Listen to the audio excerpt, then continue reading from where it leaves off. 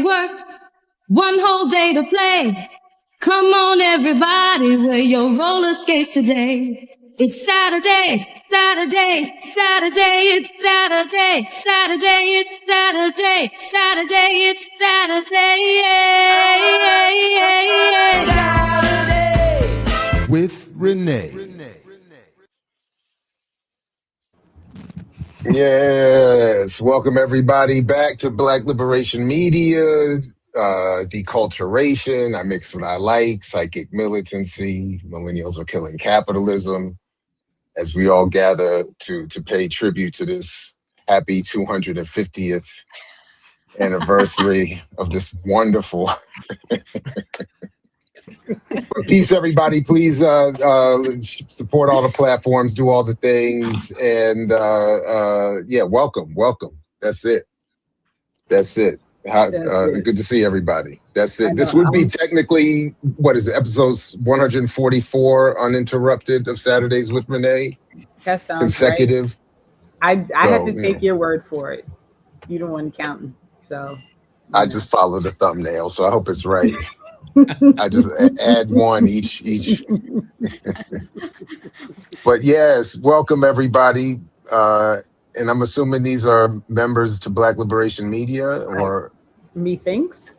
All right, very good. Welcome. And so yeah. So this is all right. So first of all, I had the crazy idea. What was this, like 2 months ago? I was like, we should do a triple show and do 3 days in a row. And we've been trying to figure out like if it's plausible ever since then. But then, like 2 weeks ago, Laura texted me and she was like, let's do a Fuck the Fourth show. And I was like, okay. Hard sell. So hard sell. I know, right?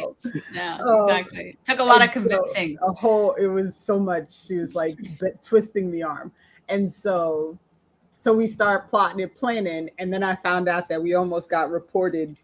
We almost had an affirmative action report to the Hispanic caucus because Carlos was like, how are y'all doing that if you don't have no Spanish people on there?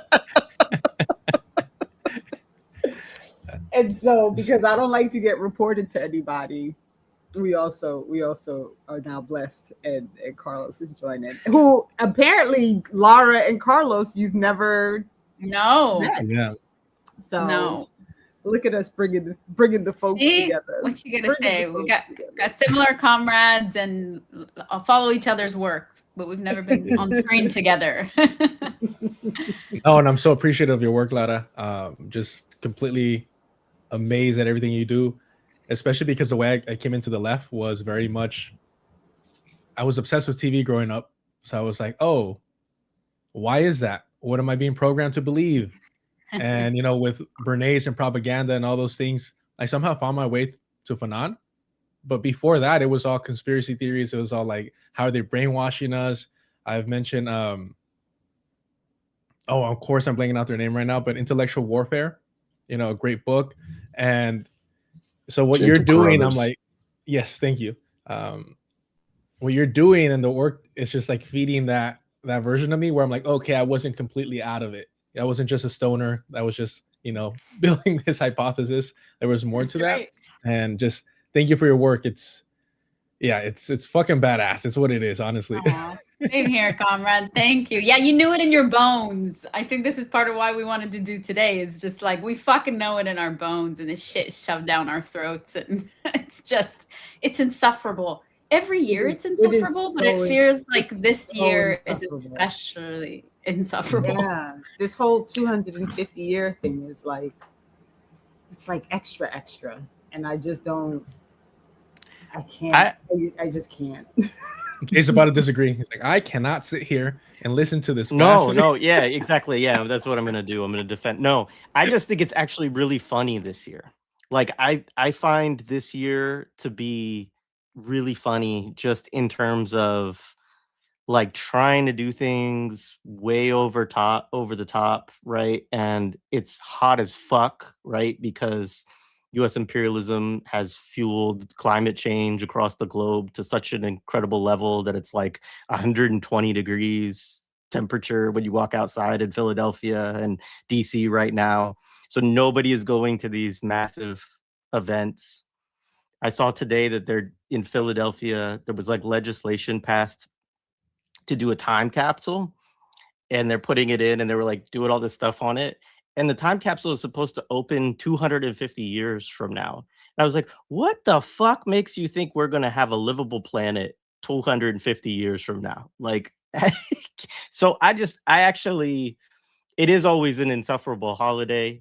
I do, as a white person, love to blow shit up. So fireworks are something that like I do actually enjoy. But the, you know, this particular year, I just find it really funny because I think, you know, they're really, really trying hard to drum up enthusiasm for this 250 thing. And it just doesn't feel like anybody is really that enthusiastic about it anymore. Well, I think we can start, Laura, with your billboard, because I think it's a great representation of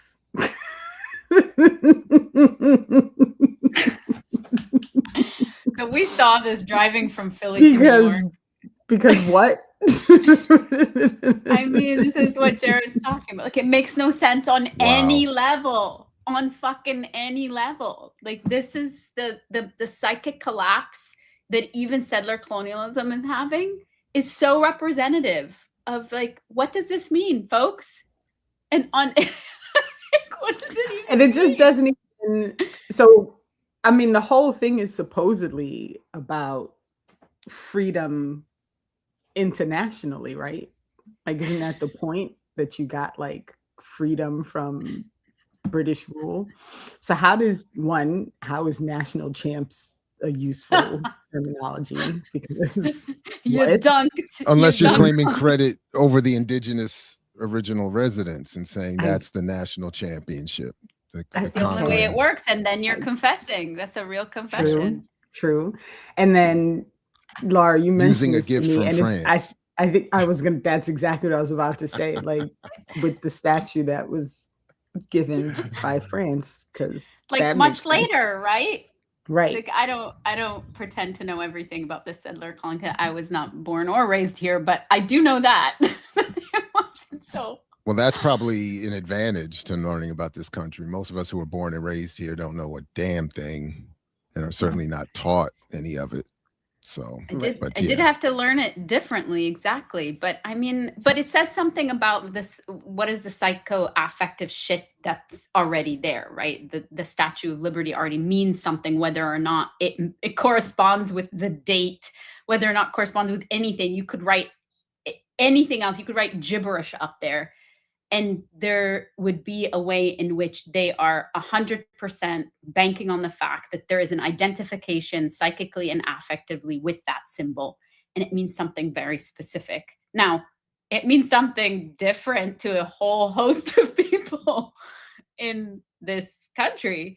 But I think the people who put up that billboard with that caption think it means something really clever. I mean, it was just, I was flabbergasted. We were just like, what the fuck does that even mean? Can I show you? If we're doing show and tell, I got something that I just watched. Can I just add real quick? Oh yeah, I don't know go if ahead, please. If you caught Brianna Joy Gray, Jared Ball's good friend and associate, on Piers Morgan, and she brought up the Statue of Liberty, and I personally did not know that it was a gift. I knew it was a gift from France, but not why, right? And that it was for the end of slavery. And so again, just the U.S. public education system, absolutely at its finest, not failing anyone. And it was just FYI, because I had to look it up. 1886 was the year it was gifted. So a whole 110 years after what they're celebrating. Were they not sure? They're like, well, the Americans might pull back on this. We'll just wait. We'll see if it's Sorry, go ahead, Jerry. No, I mean it's so I watched the first episode of the new Obama product, where he teams up with Larry David to retell the history of the United States. I just want everyone to know that I'm constantly bombarded by people who choose violence. I just want y'all to be very clear. Larry this is my David? life. This is my life. So like Seinfeld, Larry David? Like Seinfeld, Larry David. So they've teamed up, and this is a screenshot from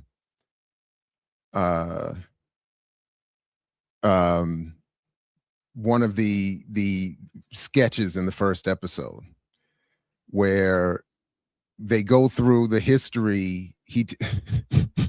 Oh my God, it's so bad. I like the first sentence. This trash is perfect for the fourth. Yeah, I mean, yeah. So I was watching. It is absolute trash. So if I were to play the video, and I didn't want to, I don't know if I could get away with it, even on my phone. Like I record on my phone Obama's introductory speech, and he comes out and he's giving this. It's supposed to be a comedic rendition of U.S. history, where Larry David, where there's a punchline where he's apparently making fun of Larry David, who was dressed as one of the so-called founding fathers. And but it's slick. I mean, they're meaning to be comedic, but he's still giving you all of the nonsense about the myth of origin of this country and what their claims it was here to do. And then they go into a series of sketches where you get Barack. So you get the Barack Obama opening, you get, Larry David doing his Curb Your Enthusiasm style sketches, set through various time pieces in U.S. history. And you get Sam Jackson narration, so it's perfect. And Why then he always got to be involved in this stuff? Exactly, man? and he's doing the exact. I mean, he exactly. And then you get various sketches. One of the sketches is this one here, a retelling of the Rosa Parks story, where the punchline is.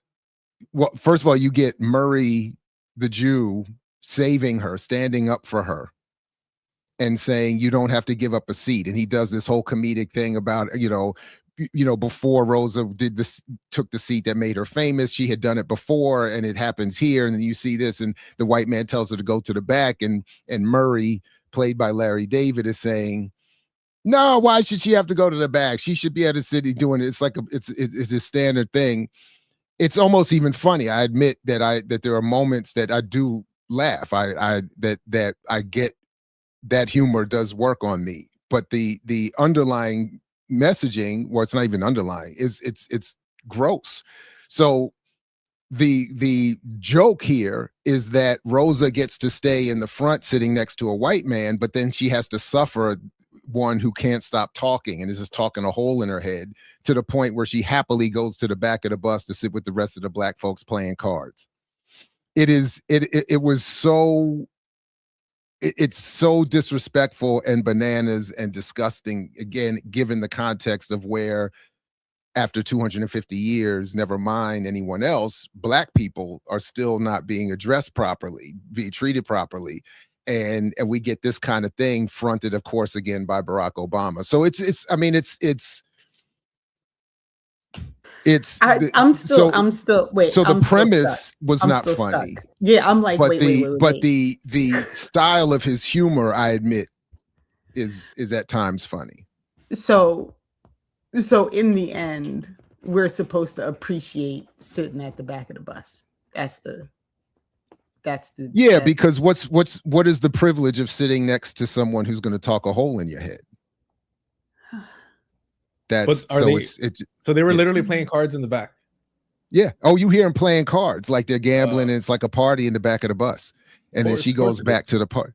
Huh? Of course it is. That's why they're back there. Yeah, because wherever black people are gathering, forced or not, is going to be a party. Yep. So she's like, why wouldn't I want to? She's like, I'm happy to go back. And in fact, the last line you hear her saying is, deal me in. She's like, come on, y'all, deal me in. No. Yeah. What? Yeah. Wow. So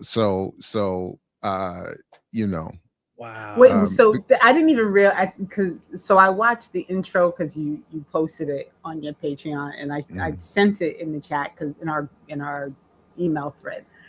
So this is actually like a series of things where they're gonna like revision. It's a series. It's a new Hulu series. It's Barack Obama back with his production company. It's an Obama he's on production. Hulu now because wasn't the they have a Netflix, and then they got a Disney deal. They're all over the place. Come They're on. all over the place. And remember, he has a long history and friendship with Harvey Weinstein, even having sent one of his daughters to that Weinstein film internship. So like he's I mean it's just so problematic on every it's also at a time, I mean, if you think about what it's trying to defang, at a time when there is political consciousness, when folks are in the midst of an uprising globally, when everything's falling apart in this settler colony, when empire is crumbling, you suddenly have a way to siphon off and make light of issues, right? I mean, Obama was always about this is a post-racial society. This is an extension of that, right? Here we are. Now we can make light of it. Now we're at the point where we can actually make light of, having to sit in the front of the bus or whatever and trade off your privilege for this. I mean, it completely waters down everything. It defangs it, it depoliticizes it, and it domesticates it in a very specific way. The other piece of this is this at a time, particularly when people are questioning Zionism at this level, are questioning the ADL's sort of role in this particular scene, by the way, where the ADL comes in and sort of puts pressure on Black folks and mobilizes and weaponizes and says, we helped you with that. Now you have to, stand with us, that this becomes what you focus on is not by chance. And Obama has always been, right, that part of a class of people that's going to mobilize these things. So again, kind of like what Carlos was saying at the beginning of like, what's being pumped into me and why, for us to, in addition to the rage about how utterly tasteless this is, how disgusting and racist and, completely shores up white supremacy in the most heinous ways, what other political project is at play? And for me, it's just like, why this moment? And why is it being greenlit? It's not, yes, of course, Obama's fucking behind it, but we know how these, streaming platforms work. Why this being greenlit right now? And this particular clip too. Yeah, it's always done with comedy too. Sorry. Oh yeah, absolutely. And it's all, I think, a part of the Black excellence rebranding, and of course the rebranding of not just the country, but the history you're just talking about. I actually thought they were going to do something worse. When I saw the premise of that sketch, I was like, oh my God, they're going to do a Stanley Levinson thing. And they're going to say that she sat down and got from the Jew all the radical analysis that she needed to do. That's what I thought they were about to do in some sort of comedic. This was just as bad. But to the point that, Laura, you're pointing to, that disturbed and often misrepresented history, coming again off the tail end of the Henry Louis Gates series, even for that matter. It's gross. Yeah. So I just was looking at Kimberly Margaret's piece on Obama, and she referenced Glenn Ford talking about or calling out Obama's 90%. And I had no idea about this, where he said that we were 90%, that Black people were 90% to equality. Yeah. And I had no idea that he said something like that on his campaign trail. And I'm like, how was he able to get away with saying, like, we're talking about comedy, like, there it is. And he had the entire establishment behind him. He did. I remember that vividly. This election is like, this is the 10%. I'm the left. 10%. Yeah. I'm the 10%. I mean, why are we surprised? This is the same motherfucker who stood at a platform and drank poison water in Flint, Michigan to prove people this is the guy. Like, well, at least he pretended to drink it. Yeah, exactly. At least twice, too. He couldn't even, but like, that's the violence we need to remember. Like, yes, he bombed and deported people, and that's the shit that we of the global South will always fucking remember, the face of empire in somebody that could be sort of placate the masses in a particular way. And also his continued violence and purposeful defanging of movements. He did the same thing after George Floyd's murder. He did the same thing with Gaza. Every time there's an uprising, the guy intervenes in a particular way to defang everything. Like this, it's not accidental that this is happening. It's just disgusting and pernicious when you see it like this in terms of its full-faced propagandistic potential. It's just so horrible. But Carlos, just real Jay, quick. Oh no, go ahead. My bad. Go ahead. Yeah, sorry, Jay, go ahead. Jay came off mute for a second. Did you have no? You sure? Okay. Yeah, but it's okay. Carlos can go. I think Dr. Ball was about to say something. Yeah. I was going to ask you if while my friend Brianna was on Piers Morgan, and they were having this conversation, were there any moments where it was like this?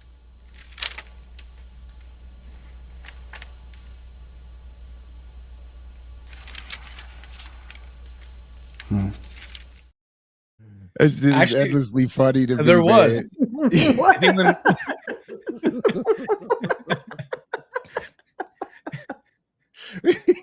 He's looking for his Bible verse. No, I think Breonna Joyner was looking for when Black people should have been proud of the president and the U.S. I think that's what she was doing, because that was so brutal to have a British person be like, to bring that up is just astonishing. And by the way, I never knew in the chat, which I'm assuming is a reference to Arrested Development, which is amazing. They mentioned like this whole skit kind of retelling of history is so played out. Like Drunk History did this years ago on YouTube. Eventually got picked up by Comedy Central. So it's a really tired bit. And so they're not even trying. It's real laziness. And of course, what do you mean? What do you mean? So the whole thing of like doing sketches about like certain eras of US history has been done tirelessly. And there was a show called Drunken History where comics would get drunk and tell their version of a historical event, and then they would act it out, right? And it was actually pretty popular, and it had its funny moments, but it's actual comics, you know, both acting and telling the story and actually drunk. Whereas this is just, I think Larry David is just phoning it in, very much his Bruce Springsteen moment with Obama. So yeah, I mean, I think that y'all are making great points. I mean, this is the look, it's the liberal response to all of the disaffection with like this MAGA 250 stuff, to like say, hey, let's do some, you know, comedic retelling of, again, the civil rights story, which gets brought up again and again, especially through Obama, as like this, you know, progressive trajectory that liberalism is on, right? Which is such a, you know, absurd farce at this point. That's weird. There's two Renees. I think it's but just also me like and you now. you're muted, Jared. My bad. I took the wrong person off screen. My bad. I'm sorry about that. This is part of why today's fun. Go ahead, Jake. Well, also like it's because my parents were saying that that it's Indivisible drunk broadcasting. That's what's really there you fun. go. hey, Drunk History. There we go. drunk history. Drunk Live and podcast. direct. He started early.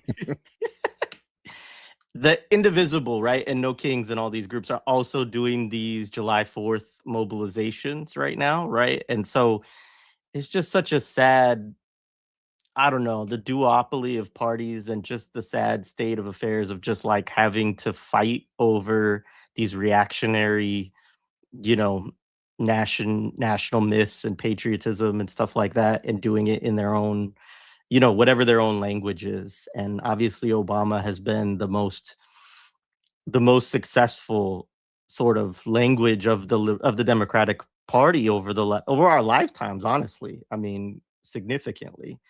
And so, yeah, I mean, they can't let go of him, because he is that he just, you know, the combination that he brings to the fore is is the only formula that sort of mainstream Dems, big capital can really get behind, that has a broad reach. Honestly, like, people still will love that shit, as frustrating as it is for all of us.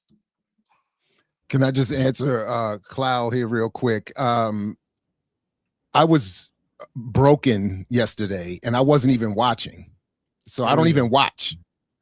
But I was keeping an eye on the score, and I was just hoping, because you don't understand, like Argentina, I hate them so much, and I hate their goalkeeper.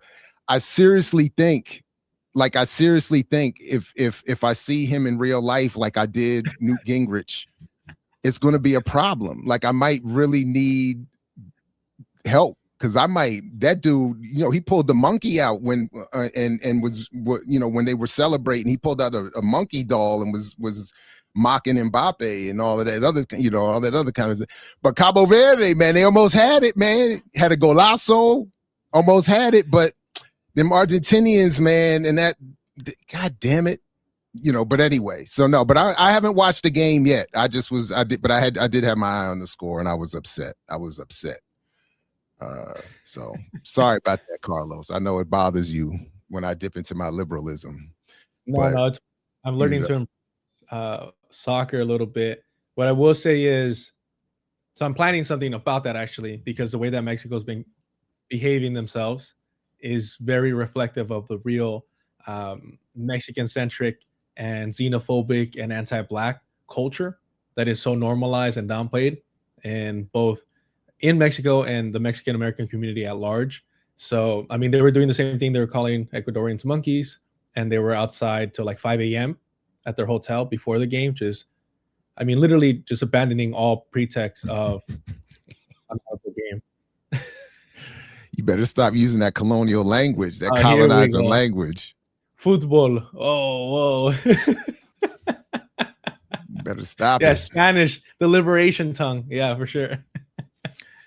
So I don't know to what extent there's a plan, but I did have, if at some point, if we have time, I did want to ask this panel in particular. I was going to bring it up today, to the extent that I've been paying any attention. I did note that despite what happened here in Maryland with these recent elections, there's been a sense of a vibe online where there's a claim that the democratic socialists are about to take us into a new state of revolution, sweeping the nation, and and causing it'll be the same thing like we celebrating right now: smoke mirrors and over absolute nonsense. So, but didn't I see James Carville say he's leaving the party? Like, even the old guard Democrats but they have to do that. They have to do that. There has to be this presentation of this fight within the party, because how else can you convince people that something's actually changing, right? They have to present this like they're two sides and they're trying to change and they're going to change from within. And no one's actually paying attention to the fact that they're all Democrats. So there's only but so much that could possibly happen, because in the end, they're all Democrats, because democratic socialists are not socialists. They're Democrats.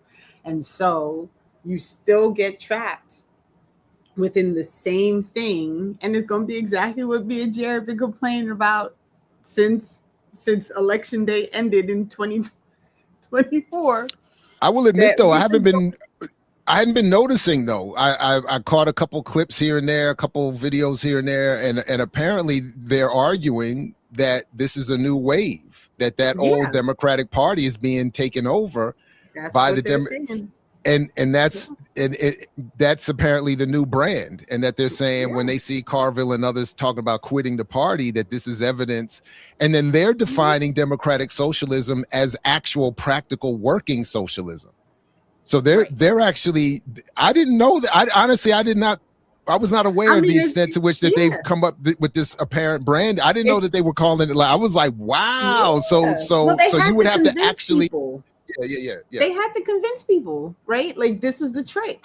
They have to convince people that there's actually something happening that is different than what has already happened. And as we've said multiple times, the Democrats simply have to be just left enough of the Republicans to say that they're doing something different. It has nothing to do with actually doing anything for the people, right? And I tried to explain to somebody, it's not that I'm mad about the little things that Mom Donnie's doing, right? But I want people to understand that the little things that Mom Donnie's doing is not actually effectual for the majority of people, right? So you always end up with the same problem, which is you get a little bit, and then everybody gets to be like, look at the little bit, look at the little bit. And then the majority of people are still struggling, right? Like, for all the excitement about the New York Knicks, right? They didn't fix homelessness. They didn't fix people not being able to eat. They didn't like all these. Shit, the way I heard it talked about, I was expecting a reparations check after the Knicks won the thing. I thought this was a national celebratory, like, I thought we had. I was like, wow, I didn't know we were free off of that progressive inertia. Yeah, the other piece of this is it's always premised on saving the democracy. To go back to this day and why we want to fucking do this, the inbuilt coerciveness of all this bullshit is that it's always premised on stabilizing the settler colony and insisting on the future of this empire and this settler colony as it is. And that's what galvanizes people, because they're being asked. Jay and I did an episode about this before Kamala, right? Is that you are asked actually to identify as American first in all these ways that you are drawn into this electoral sham that's happening. But that's the point. And I just want to say to folks that, like, if the parallel were happening in the Zionist entity and people were arguing about saving the democracy, which they do, right? Quote unquote, liberal Zionists, as though that exists, that's their argument. We rightfully would look at that and say, this is ridiculous. These are irreconcilable points. You can't save a settler colony. But there's something about specific to United States jingoism that makes even folks who might be a different type of sort of configuration and more progressive, or let's say even leftist, really buy into this idea of saving the democracy, saving what we have left of this, saving this country. And that's the part that I want, like, I'm always interested in, is like, what are you saving? What are the identifications that you still have with this version of a settler colony that, to, what Jay was saying at the very beginning, that's like fucking destroyed the entire world, will not let us actually survive past, like, let alone forget 250 years where they're going to dig up that fucking time capsule. Like, how much longer? And that's the part that they bank on, is like, what is it that's being mobilized inside of people that they cannot disidentify with the entire project of what the United States is? And that, to me, is the more interesting question. It gets channeled through all this shit. Yes, a rebranding of the Democratic Party, but fundamentally, all of these things are siphons and ways to keep people identified with the constitutively failing and violent project of the settler colony that we now know as the United States.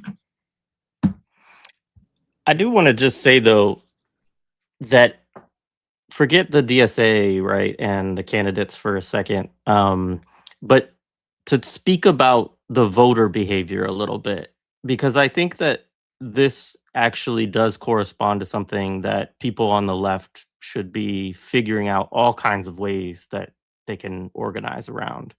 Because, I mean, look, these candidates frame themselves in all kinds of ways, right? And being a candidate, particularly within the Democratic Party, there's going to be limits within which you're going to be able to articulate your message, right? Like, you can't be anti-American and be in the Democratic Party. It's not going to be a thing.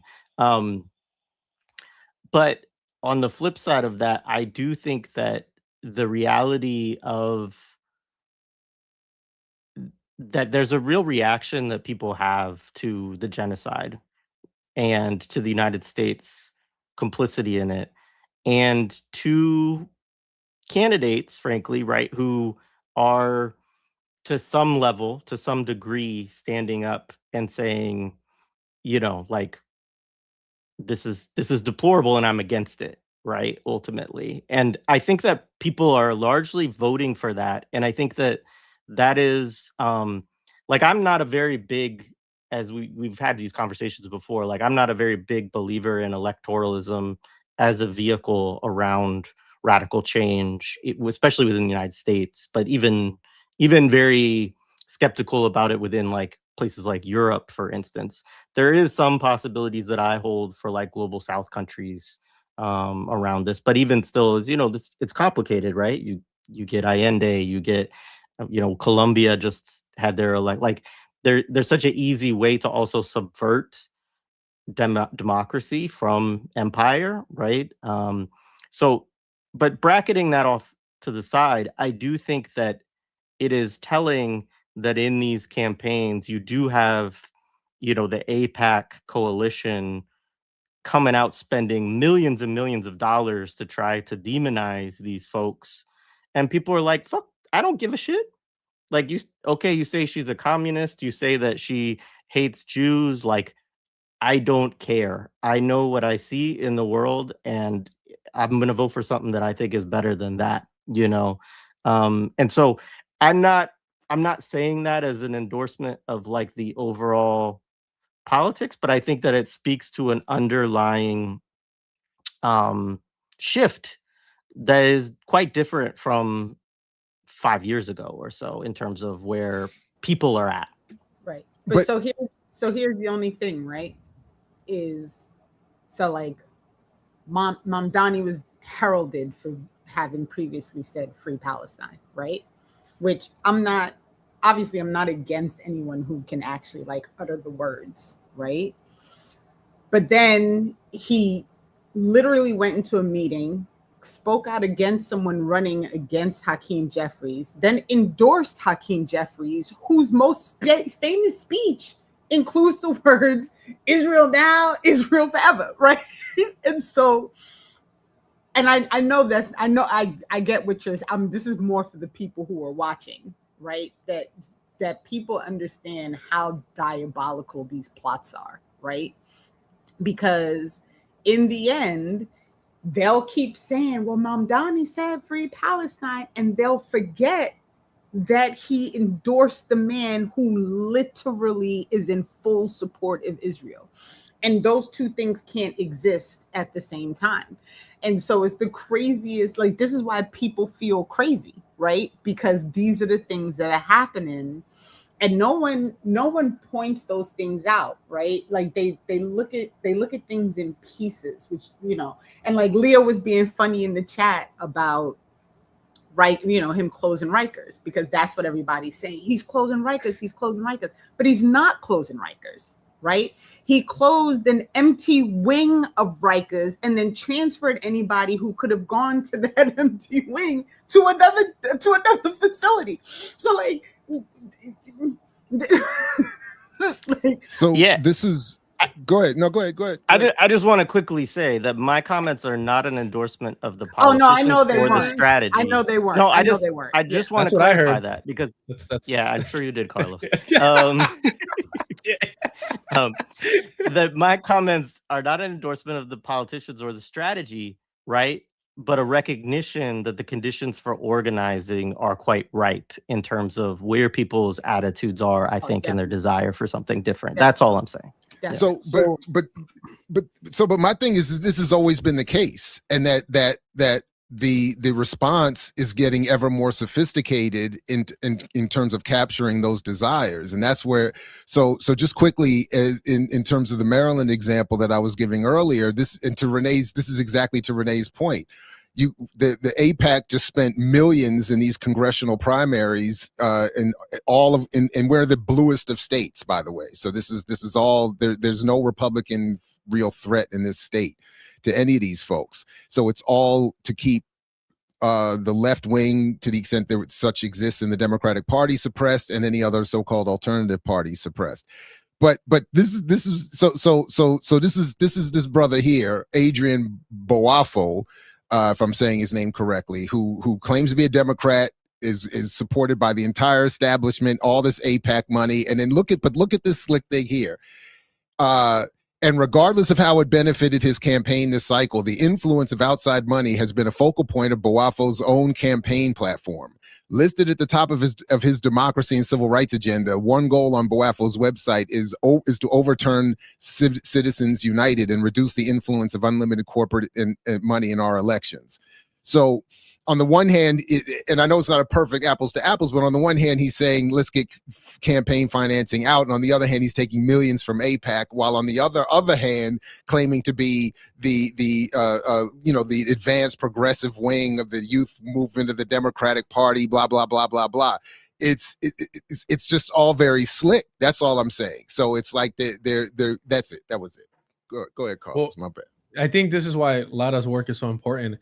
Because like I put myself in a situation where I agree with what Jay is saying on the surface, right? Which is that he's endorsing Brad Landner, right? But what what I'm worried about is that the message has been so manipulated that what people seem to be agreeing with is from the jump incorrect. Because if they were out here actually calling for decolonization of Palestine, would the same amount of people be supporting it?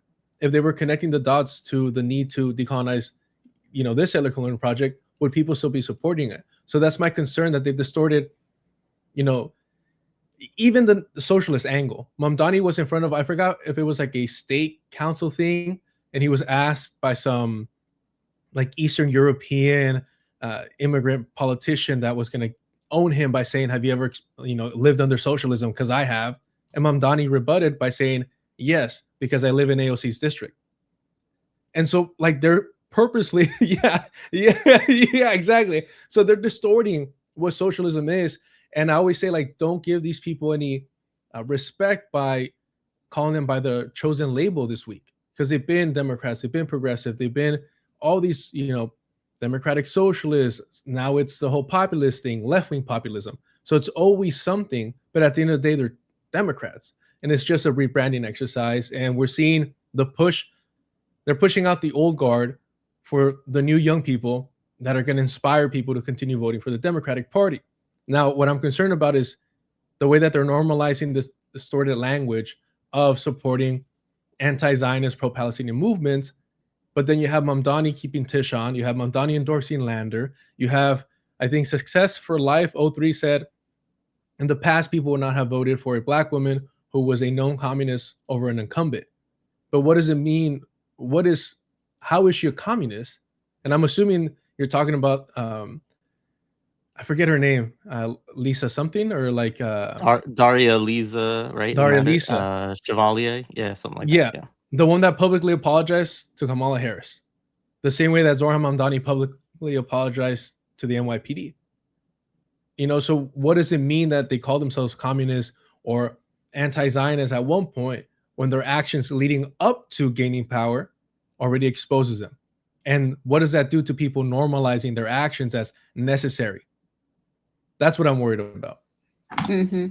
And for me, Jay's point about like exploiting those contradictions, it tells us at least something about where people are at, because they think, to your point, Carlos, I don't think they're commies. I don't think they're anything. But let's say people think they are. People think they are. And they're just like, cool. That makes them look cooler. Not this like evil thing, like that whole Kamala thing. Like that made people be like, haha, yeah, this is not going to work in the opposite direction. I'm not going to like Kamala more. This makes the other person look cooler, right? Those I think are places for us to remember, for us, not for people who are going to vote for the DSA, because we know their investment primarily is in restabilizing a decrepit, failing, miserable system that is identified with the United States settler colonial project. But for us to say is like, stop softening ourselves. That's the thing for me. If people are in their mind projecting this person is a communist and therefore I like them, we all know they're not communist, right? But that is a clue to us, I think, about stop even unconsciously softening ourselves around these things. Take the position that we want to abolish Zionism. Take the position that we actually are about dismantling all forms of settler colonialism from this settler colony to Palestine. Take the position that we, refuse any sense of how capitalism works, and we're divesting entirely from the idea that there are softer versions that are going to, like Renee was saying, attend to the unhoused community. We know that's not the case. So, if anything, to sort of capitalize on those contradictions that Jay's pointing out is like an important organizing space. For me, it's an invitation to go harder. It's an invitation for us to go harder, to not soften our positions, to do more shit like this. We're just like, guess what? No, this entire premise is flawed and we reject it entirely, versus all the ways in which we have been seduced and invited into compromises. And let's face it, that's why the DSA exists. And the reason why the Democratic Party doesn't like them is because they don't think it's ideological purity. It's not because they are about corporatist ideological purity, and that's the only reason. It's not because they see them as an actual threat. They're just interested, just like every other party is, in ideological purity, and they see this as a threat to that. But again, I think let's take this as an infant. What does that mean for us about all the ways in which we're socialized to make little compromises in our speech, in the way that we talk, in who we organize with, in the things that we demand? This to me is clear. It's like, no, demand everything. Right. And this is the problem, right? So, and Monty calls me out on this all the time, and I appreciate it because it makes me think about how I have to engage in these conversations with people consistently. So the rent's been frozen for 1 to 2 year leases within a certain time period. If you're already living in some, in rent stabilized, the number is 1 million. Right? That's the estimated number of people for whom the rent will be frozen for. There are over 8 million people living in New York City. And so the conversation, I think, has to start being about getting people to understand, and it's in part what I said before. Like, you're excited because, yes, you personally or someone you know personally may be directly impacted by this one thing that's been allowed to happen, or these 2 things or 10 things or whatever the number is going to be. But if we look at the larger construct of how rent is outrageous in New York City, of how houselessness is outrageous in New York City, of how, and it's like it's like you're bleeding to death and they brought you a Band-Aid. Like, it's, you know what I mean? Like, it's these, and I don't know how to do, like, maybe that's part of the work that I need to do personally, like how I work on how I get people to understand that these small incremental fixes may feel good in the moment that you get the small individual fix if it works specifically for you. But there's so many people that are left out of the fix that we're basically individualizing these things in a way that it literally just it completely deconstructs this concept that everybody should be able to live. Everybody should be able to survive in a place where they grew up because the rent is not crazy there. There should not need to be a rent freeze if you are allowing people to live in stable, in a place where rent is stabilized, because we're not allowing the people who own the properties to gouge their renters. And I don't, I think for me, it's, again, like, it's back to the same problem. Like, I say it, and I know what I'm saying is making sense. I know that what I'm saying is clear for people, but how do you get the person who literally right now can say, well, my rent stabilized for the next 2 years, so I'm good? How do you get them to understand, like, okay, so you're good for 2 years, but what happens if this does not get extended and the overall system is not fixed in order to ensure that you can still live and rent where you live? Because that's the larger problem, right? Like, yeah, cool for right now, But what happens when these 2 years or this 1 year that you get this stabilization ends? What do we do then? And if we're not looking beyond the individual excitement for the fix that is directly impacting you right now, like, how do we survive this? And that is the conversation that I need to learn to have with people, because that's the part where the disconnect happens. Because I want people to just stop being fucking selfish. Like, I want people to stop being like, oh, well, I'm gonna get this thing and it's cool, I got it. Like, okay, cool for you, but what about the other millions of people who don't get that fix? Like, what do we do for them? And I think that's a really key piece, Renee, because there is a big difference between organizing people around their own self-interests and organizing people around like solidarity and, you know, interests beyond their own, right? And I mean, I guess that's part of what is interesting to me about this wave, not as, again, I've already said what I had to say about it, but is this idea, right, that um it's not necessarily in people's self-interests. Maybe they think it is. I don't know. For bombs to stop dropping in Gaza, right? That is an expression of actually at least caring, at least being empathetic. Maybe not supporting liberation, right? But at least being empathetic to another. Um, but I do think that, and I have not studied this in depth, so feel free to come at me in the comments or whatever else. But I do think that DSA, from what I have seen in the context where I have encountered them, it's largely quite petty bourgeois as in terms of its membership, right? Largely white, professional, managerial folks in nonprofits, people that are in, university settings. And I think that, look, I lived in New York from '05 to 2010, and it was undergoing drastic changes in that period of time.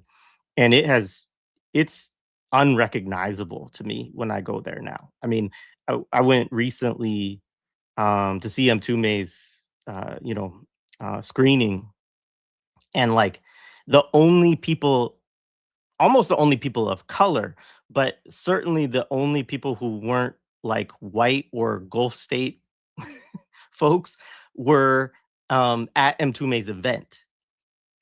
And I'm not saying, I know there are people of color in New York. I understand how to read demographics and so on and so forth. But if you are in Manhattan, right, and if you are going around different areas in Manhattan, it is so much wider and so much richer than it has ever been. And I think, obviously, Mamdani is not mobilizing the billionaires. Like, that's obvious. Like, whether he's a socialist or not, like, they don't like his ass, right? But um he is the base of that. I mean, and I'm sure they were able to get a working class, folks involved in that coalition to some extent, because you can't win an election without that. But I think that even when you talk about rent stabilization within New York, a lot of the people who have had rent stabilized apartments historically that I've experienced when I was in New York were like pretty well off a lot of the time. Like, because it's not easy to get into those situations. And usually it's like inherited or family member and so on and so forth. And so I don't, I just say that to say, I think that there is a thrust of a lot of the DSA movement that is like kind of like professional folks whose lives have gotten more difficult for sure due to the kind of, reproletarianization, whatever we want to call it, right? The declining wages of that professional tier. But then the organizing is very often around like the needs and desires of that kind of strata of folks. And I don't, again, people might have examples that Mamdani has done that have truly benefited a lot of working class New Yorkers. I don't know. But all I'm saying is that I think that a lot of the things that do happen go back to kind of support that petty bourgeois base. And I think that's an interesting sort of context. I mean, like, Sakai in Settlers talked about this kind of the settler position within the US, the settler working class, as essentially a kind of petty bourgeois worker. That it was, I mean, it's another way to talk about the question of the, what do you call it, the labor aristocracy, right, on a kind of broad scale within the United States. But I think that that is an interesting question, because I do always come up with this just question like you raised, Renee, of what does it mean within empire to organize people around their own interests, and how different is that versus organizing people within empire around the interests of other people, especially when you think about that more broadly. So just to jump go on ahead. that, Go ahead. I do think it's necessary to have a cultural revolution, because the disease of individualism is so rampant, where by simply having more crumbs, that's enough to like turn your back on the very same people that were your neighbors, your friends, because now you have some sense of safety and security. Like growing up, renting rooms, garages, and then finally finding stable renting, and kind of seeing how comfortable that can be, but then comparing it to people who may own their home and how they treat renters in their neighborhood is always hilarious to me, because I'm like, you barely have a little bit more, right? Like it is a sad thing that I think requires a massive cultural shift to have a more compassionate, sympathetic, and international approach to what is necessary to truly bring change. I think it's necessary to look at the DSA as a threat. And I know there's been some like pushback about that, but the reality is that they are rebranding the Democratic Party by giving these crumbs. And it feels like they're almost like the drug dealer that's keeping you strung out, right? So that you feel content. And Lada, please correct me if that's like a horrible or bad analogy. I'm sorry. But or Dr. Ball in that case, if throwing it back. But what I'm concerned about is that there's nothing socialist occurring. This is what the Democratic Party should have been doing.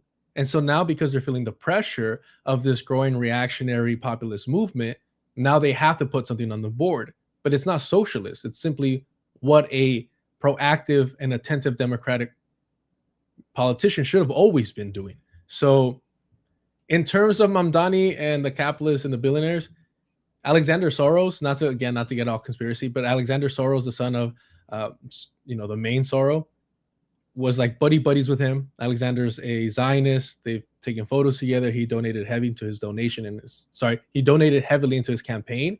So I just don't buy Mamdani being a threat. I think that while there are competing elements within the Democratic Party, the younger generation of those people, the sons, the heirs, the nepos, know where the wind is blowing and know that there's need for a marketing shift in who the current politicians are. Even going back to Obama, we're going to have Obama for at least another 3 decades.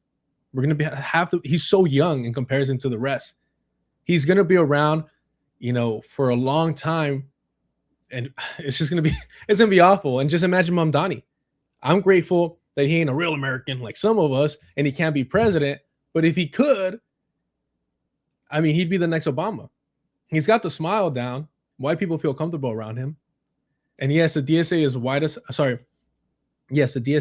as hell. Doing the little bit of union organizing that I do out here in LA County, you see more brown faces, but at the end of the day, the big players are still white people. And it's a shame that a lot of these believers, true believers, that are young, brown, working class people are investing so much energy and time into essentially the Democratic Party. So, but this is why I keep coming back to this, and I've been struggling listening to all of you just now. I think, and where I even might slightly disagree with some of you on this, that I think the energy in terms of organizing the so-called other masses or whoever is misplaced at this point. I think those of us who claim to be of a certain politic need to do more to organize ourselves into some sort of clarity, particularly around elections. just to have one page. Like, yeah. So because yeah, I don't want to just ramble on, but I would love to see some more energy towards that, because what it looks like, admittedly, more and more from the outside as I feel I'm becoming, it just seems as though pockets of well-intentioned, highly intelligent, committed people are just working in small, atomized spaces, targeting at sometimes overlapping audiences to do very similar things, but ultimately to build their independent organization. And while I understand that, and in many ways want to support that, I think we end up not evolving some sort of larger organized effort. And I do think if we just said, just in terms of elections, from the national to the local, we're all agreeing to be in this one formation with these 3 to 5 bright lines, salute to Glenn Ford, platform planks, and just say that could be applied nationally and locally, and then say these are the bare minimums, all of which would be to the far left of the Democratic Party, because then what because ultimately what I see them doing is admittedly, I'm learning this these atheist debate spaces, but the no true Scotsman fallacy. So the Democrats get to say that with the DSA, to say, oh, no true Democrat would claim this socialist nonsense, and then the DSA gets to point to the actual leftists to say no real socialist would be talking about splitting from the Democratic Party. That no one would do that. And then meanwhile, the rest of us in this sort of vague, amorphous, even larger mass of disorganized people are out here competing and fighting, and it's and then I just saw Governor Wes Moore sit down and do one of these Jubilee things against non-voters. So it's like, No, he didn't. Yes, No. he did. And he just, so he's like, and then for what little I've seen, it's resetting the whole thing from, are you going to vote for Democrats or no, not vote at all? And the even the concept of alternative party formation isn't even mentioned. It's you're either voting for Democrats or you're nothing. And Yeah. I think that's where I would like to see more of us step in with some clarity in organization. Yeah. I mean, that's what it comes down. That's the condition. You're basically pointing out the condition that in the end, even when we have these conversations and there's a whole lot of fucking, energy towards it, and we saw this with Kama, that in the end, when it comes down to it, people abandon all this shit and they buy into the lesser of two evils bullshit. And for me, that is an issue of really practicing what does it mean to do part of what you're doing. And Carlos, I don't think it's a conspiracy. I think it's power. That's how power works. That's not conspiratorial. Power will work like this, and it presents all these different options. But at the end of the day, you are asked to make one decision, and that decision is always coercive. So to your point, Jared, I think I do think we need to go hard. I do think we need to make these decisions, irrespective of what ends up happening. I think the practice of coming together and saying, here are the non-negotiable demands that we have, because nothing is viable outside of this. And at the end, what does it mean to see, do we bend our will at the end of the day? And why do we do that? Is it out of fear? To track that shit is actually really important. And here I'll say this, in real time. There are folks in the chat that are really upset about us going up against the DSA. And what I'll say, or let's say, fuck the fourth. We need to examine why it feels like we need to defend the legacy of these institutions that are going to be fine with or without us. What are the identifications that make us go hard, irrespective of the reality of one person in these organizations or not? Think about what you are being pulled into, that becomes that is what you are consolidating your energies around, when we know that power will stabilize and defend itself, irrespective of whether or not our energies are there. That's a moment for us to really examine what continues to be lodged inside of us that we can't tolerate even a critical examination of these issues or where they might be coming from in the context of a settler colony that is the most vicious empire in the world, committing multiple genocides, kidnapping a sitting president, and you're still invested in the DSA as a formation, and like that's where you're offended? That's something, and I'm not even like shaming. I'm just saying that's the invitation to what Jared is saying. I think part of the reason why we're atomized in all of this is that our identifications in that regard to cohere around things that are presented to us, rather than allow what emerges as limitless imagination of formations that can come that we might not even know right now. Like, I don't pretend to know what formations can come, but what I do know is that if we're invested in the formations that are right now, and we spend all of our energy defending that shit, it's even in spaces like this, that becomes where what could possibly emerge is not going to emerge. And that is the Now listen. Sorry. So I'm like, first of all, I missed that people were mad in the chat because I'm like, is this because they don't come here on Saturdays? Maybe they're from someone else's channel. Like, I don't know how anyone joined this today and thought we were going to be like bigging up DSA, because that's wild to me. Anybody would think that. But so I'm like, what's happening in the chat? I missed all of that. But Laura, I think also this also feeds to one of the things that we talk about all the time, which is this consistent push to stabilize these systems that already exist under this false notion that this is the best we can get.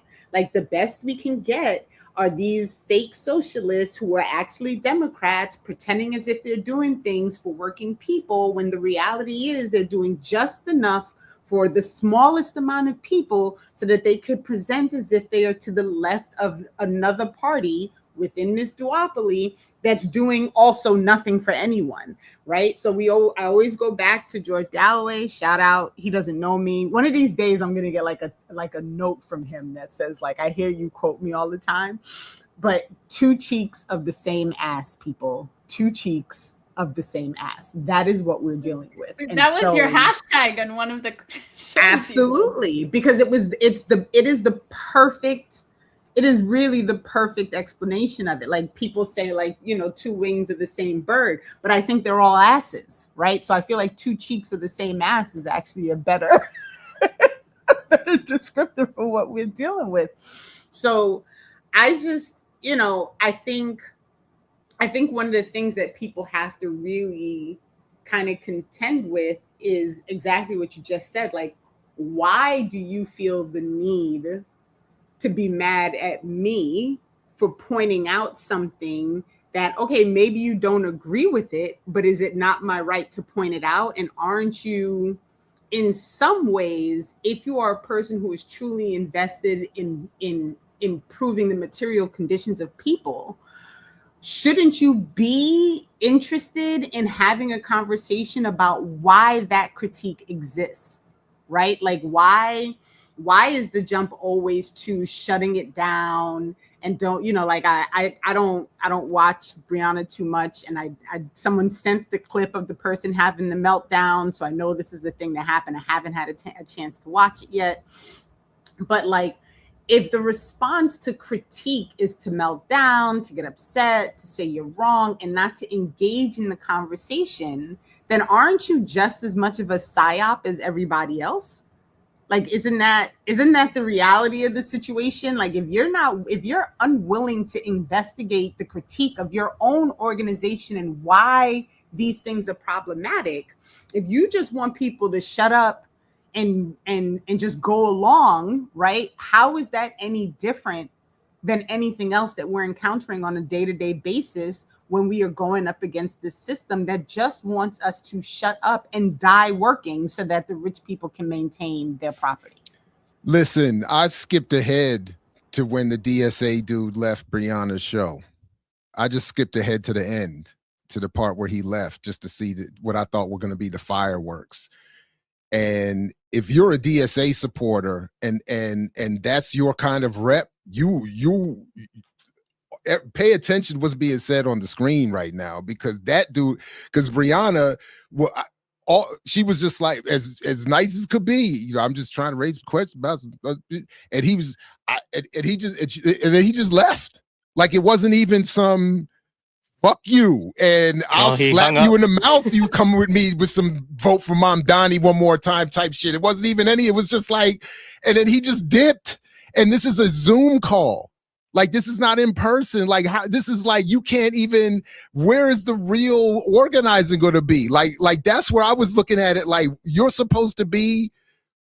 I'm watching all of these clips of people telling me the rise of the DSA and the wave and the new, and then this is all you can take with no disrespect. Little Brianna from thousands, hundreds of miles away on YouTube is saying, hey, can we just talk about another way?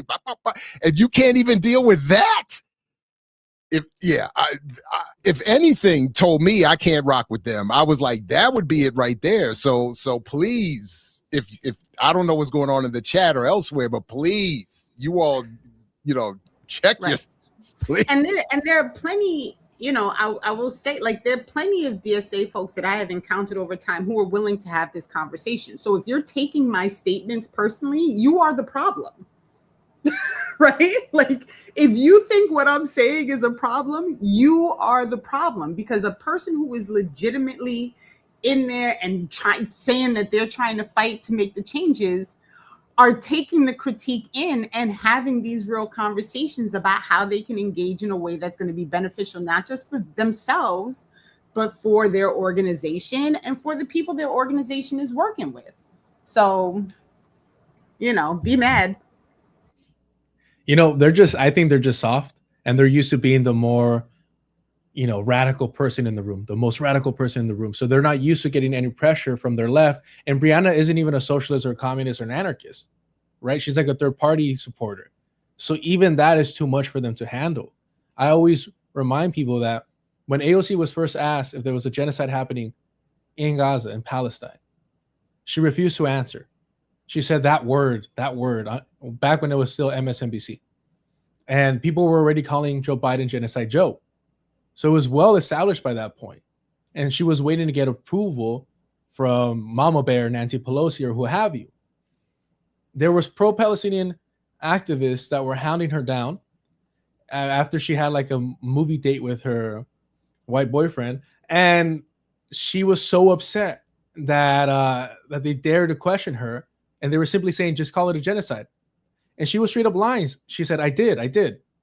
But she never said it in that moment that it's a genocide, to the point that she accused them that they were gonna clip things out of context. And she even said, that's fucked up, man. That's fucked up. She even used her New York language, very crude, very down to earth, a bartender, how they talk. And so it's hilarious to me that the moment these people feel any pressure, they break, because they're not in the rooms like that. And again, back to Jay's point, it is a predominantly white organization, because it's not a party, it's an organization that is meant to like funnel people into a Democratic Party, and they're not used to having these arguments. They're really not. They're used to being around respectable, professional people that know when to stop pushing. They only went one round. I watched almost the whole thing. And when he starts crying about it, and he literally says, we're having a meta conversation, I wouldn't put this out there. At no point did he say, hey, off the record, if we're going to talk about this and that. He was crying about a meta conversation that was going to be posted online in the middle of a fucking interview. So I don't know what his issue is, his deal is. He started crying about, I have real work to do to talk about how communists were persecuted, this and that. You're not a communist. And if you're documenting the real persecution that they were facing, and you can't handle a simple fucking interview, you're going to break and snitch people out the first chance that any actual real threat is applied to you. So again, these people are a fucking joke. Me and Dr. Bob might disagree about the PSL, but I can, be happy that we agree about the DSA, because they're not even a fucking party. They're a rebranding marketing organization for the Democratic Party's future. That's as simple as it is. Just for the record, the specific thing was I disagreed with what you were the level of information you were bringing to your public Right. critique of the PSL. But Look. I just Brian wanna Becker's cool. I'm sorry. I'll take everything back. This dude is diabolical with these I just love stirring that shit up. associations. But fair enough. I do, But at least they're a party. yeah, They're a party. anyway. It's something. At least they're a party, and at least they yeah. have a clarity around their claims. And I do admit I appreciate their intake process, which I could not pass. But what I do disagree, and this is what the point I was just getting at, where I think I disagree with them and everybody on this point in terms of electoral politics, is that rather than everybody using them to build their individual parties, I think it needs to be used to build a broader actual left coalition. And that's where I think parties like the PSL, the Green Party, and everybody else, on that actual left, or to the extent that they are actual left, could form. And those of us who are not in very associated with either one, just some sort of I don't know, incubator, intake, something. But that's fine. You know what? But I do appreciate this, and I appreciate Carlos's constant jabs, pun intended, et cetera, and so forth. Because as I do age and do feel myself becoming less aggressive, there does need to be people with that vigor and that vibe, and who are to mine and others' actual left. So at least, if not in theory, at least in practice, because at least theoretically, I don't think there is a left to where I am philosophically, but in terms of practice and performing an analysis, there is. So I appreciate it. I'm not mad at it. I'm not mad at it. Keep going, young man. Keep going, man. Don't worry, Dr. Ball. I'll never be able to bench 325 or whatever impressive 435 with a broken shoulder. And no spot. No PEDs, no spot. Off the rack. Just pure Navy training. Just pure American grit, brother. just exactly. I just beer, pizza, and a bench press. I'm trying to tell you. Point out that Monty never misses a moment to tease Jared, and I'm here for it, because this is the response to you not passing the test. That's funny.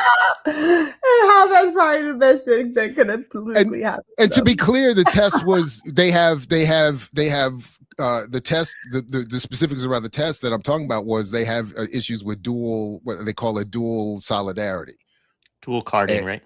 Well, they were calling in my moment they were calling it dual solidarity, but it was basically the same thing. And I was not willing to give up my associations elsewhere, including with the AAPRP. So that was it.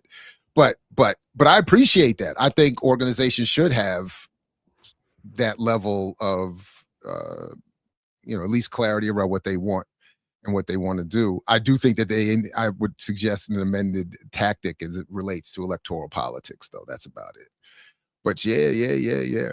And by the way, I don't want to overdo this, but because I don't know what's been said publicly or what's out there. But Eugene is in some form of health related recovery. But I have reached out, so I know he's here in Baltimore. So he's good dude. That's my guy. Despite what Carlos has to say about the PSL. Carlos is just looking away. He's like, squirrel. It's like, I'm not fucking doing it. Nah, he's like me. He saw the oh man, stream. That's why I don't get invited anywhere. I had a thing for that. I don't know what happened to it. Never mind. Sorry, everybody. I will say, when Lara tells you need to self-reflect, know that it's not like Misha talking. It's not Dr. Bob being petty. you know, it's not Jay with his really concerning and serious voice. It's not Renee, you know, cracking up and laughing at you. It's a professional telling you to get fucking reflecting. All right. No, it's a comrade. This is not my All right. professional shit. Sorry, This sorry. is Yeah, not, yeah. right? That's the thing. No, but it's true. We're coming. What does it mean to have these public facing conversations? And here we are. We might be on different positions on this, or articulate it differently, or have different philosophical traditions or histories that we. But like, this is the point. We come together and we're just like, listen. We're all rallied around building a world that doesn't look like this fucking hellscape.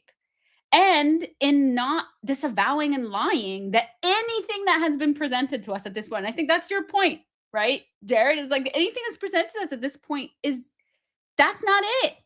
That's not the point. And Jay's point is, let's pay attention to where at least I think, Jay, correct me, where people's energies are going, and exploit that, mobilize that, use that energy, and go in and, you know, to have the conversations Renee was saying, right? Is like, what is our responsibility? How do we continue to antagonize? How do we not fall prey? This shit is ferocious. We're going to fall prey to it. What are the ways that we can continue practicing not doing that? Let me throw, you know, Laura, when briefly at your book talk in Baltimore the other day, which was dope, and people should check it out, and it was great to run into folks and see Jay and others as well. I had mentioned something to you that I wanted to ask you about, and I'll just bring it up now. And I was trying to ask you because I had said that I had started to I had tried to find and start reading Fanon's clinical papers that had come out some years ago that I had not read. And I was talking to you about this one section, this one part, in the version at least that I have, and I think you were correcting me on I don't have the full version that I need to have, but in the TAT Muslim women sociology of perception and imagination section. And I admit I'm late. I'm supposed to have written an introduction to Kevin Rashid Johnson's forthcoming book, which is very dope. I hope everybody gets it when it comes out. The artwork, the poetry, support political prisoners and the ones that are being made ongoing, you know, and for those who like good writing, it's got his poetry, and it's got a much better piece in there from Joy James. So somehow I still have to submit some shit, and I'm struggling. But I'm trying to work in this thing where I make reference to your talk about psychic intrusions, and then this piece about this this experiment or this study. And if so, maybe you could say a word about it when I finally finish rambling here in just a second. But the point I'm getting at is that that Fanon and his colleague are engaged in studying Muslim women colonized by the French in Algeria, and doing this study, showing them cards akin to the Rorschach test, but I know it's something much, you know, it's like an elevated version, whatever. And they're assessing the responses, and it's dealing with this question that I know he ends up describing in Wretched of the Earth, where he talks about the goal of the colonizers to kill even the dreams of liberty among the colonized. So, and I think about that all the time when we're trying to figure out in terms of our own political imagination, where do we go? What do we do? How do we conceive of a new world? This, that, and the third. And then there's this moment where they talk about, and this is exactly the point you raised with me that night at Red Emma's, where they present these Muslim women with cards that depict various things in society. But it's not until they present these women with a completely empty card, a blank card, that the political imagination of these women is actually triggered.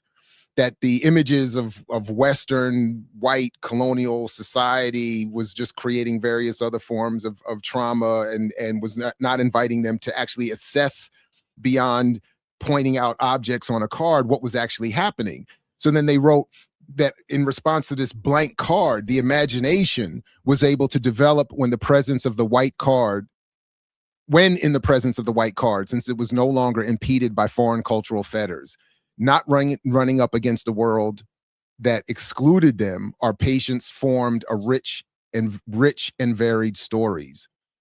So in the context of this discussion, this is what I'm thinking, that if we can offer up the blank card of radical political, if in this case limited to electoral political options, the blank card of a different space, the political imagination of people might start to get piqued and triggered in a way that they're not under the Democratic Party and the DSA, who are only going to present cards of traditional colonial forms and so on and so forth. So that's right. Okay, good. That's it. Stop there. That's it. I'm clipping it. That's right. I'm ending it. Stream over. That's it. What else am I gonna say? That was, you just laid down some fucking analysis. Let me just give the background history for folks to see why this is such a brilliant fucking analysis. So the test he's talking about is called the thematic apperception test, and I'm gonna link it in the chat for folks so you can see what these actual cards look like. They are sort of 1950s white. You can see, I mean, they look like, you know, a period, you know, film or something like that. And these are used, they have zero validity. They have zero grounding in actual quote unquote evidence, even for people obsessed with evidence. But what they do is they're supposed to generate a story. So psychologists will sort of give this to somebody. I was trained to do this, by the way. You give this and you say, you know, what story do you see with a beginning, middle, and end? So let's already sort of talk about the fixed frame of how narratives unfold. That is incredibly a settler formation about a beginning, middle, and end being the only way that a narrative is an actual real narrative. And then that gets connected to, if people aren't able to do that, that's pathological, because there's a particular temporal, there's a linear way that things unfold. There's a temporal stamp that you're talking about.